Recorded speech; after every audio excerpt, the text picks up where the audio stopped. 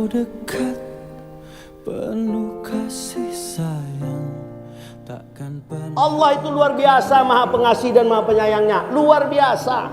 Coba kita lihat di dalam surat Al-An'am, surat ke-6 160 itu. Man ja'a bil hasanati falahu asru amsaliha, wa man ja'a bis sayyati fala yujza illa mislaha wa hum la yuzlamun.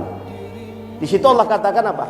Barang siapa melakukan kebaikan, Allah balas 10 kali. Dan barang siapa melakukan kejahatan, Allah balas seimbang. Coba, di mana ada kebaikan seperti itu? Baik dibalas 10 kali, tidak baik, bahkan bukan tidak baik saja, jahat dibalas seimbang. Di mana ada di dunia ini, ketika kebaikan dibalas 10 kali, kejahatan dibalas seimbang? Tidak ada, Pak.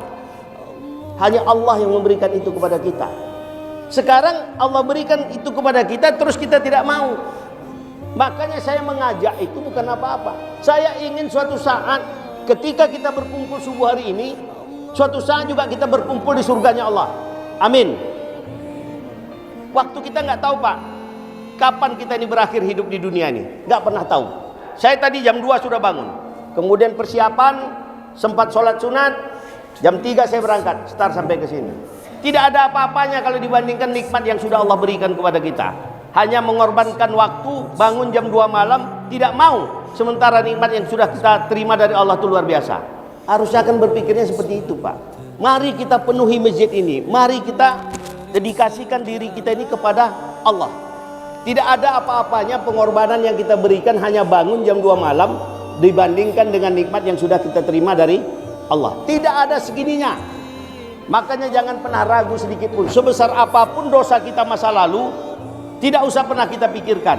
Yang penting hari ini bagaimana kita merubah itu semua untuk kebaikan. Ke depan bagaimana hidup kita jauh lebih baik. Itulah yang penting dalam hidup ini. Allah itu maha pengasih, maha penyayang. Tidak usah diragukan sedikit pun. Tadi sudah saya katakan, kebaikan kita lakukan dibalas 10 kali. Kejahatan kita lakukan, itu dibalas seimbang. Bahkan coba kita lihat peristiwa ketika iblis diusir dari surga. Ketika Allah memerintahkan jin dan malaikat untuk sujud kepada Adam dalam arti memberi penghormatan, semua malaikat melakukan. Tapi jin yang bernama Azazil dengan congkak dan sombong dia katakan, ana khairum minhu khalaqtani min nar wa khalaqtahu min tin.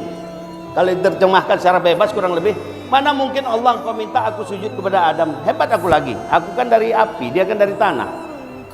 Begitu mendengar itu Allah marah, terkutuk engkau dan tidak pantas engkau hidup di sini. Tidak sepantasnya engkau menghuni surga ini. Pergi engkau keluar. Tetapi pernah nggak kita lihat ada sebuah peristiwa yang luar biasa? Sebelum dia diusir, sebelum dia keluar, apa yang dia katakan? Ya Allah, kalau itu keputusan engkau, beri penangguhan aku umur panjang sampai akhir zaman. Dikabulkan nggak? Dikabulkan. Mana ada manusia sedang marah kemudian minta dikasih? Ini setan ini tidak tahu diri. Marah Allah, diusirnya dari surga, di tengah kemarahan Allah itu minta, dan Allah kasih. Kenapa kita tidak percaya? Setan saja sudah dikutuk, tempatnya disiapkan di neraka, minta dapat, minta dikasih. Kita manusia, kenapa kita tidak mau minta kepada Allah? Yakinlah, jangan pernah berpikir seperti apapun dosa kita di masa lalu. Mari kita lakukan kebaikan ke depan. Inilah sebenarnya salah satu kenapa saya ingin mengajak kita semua. Saya tidak hanya ingin sekedar membangun fisiknya saja, tetapi membangun bagaimana jiwa kita ini, begitu kita bisa menghargai Sang Pencipta. Itu yang jauh lebih penting. Allah